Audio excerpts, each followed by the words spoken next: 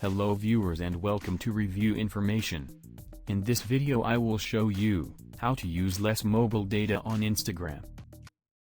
Subscribe to my channel and hit the bell icon to get notified any updates. To begin, open the Instagram app on your phone. Go to your profile from the bottom right corner.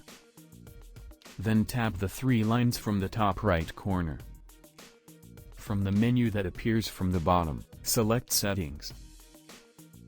Now go to Account.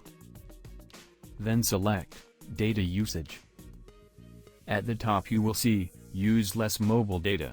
By default it is turned off. Simply toggle the slider to turn it on. That's it.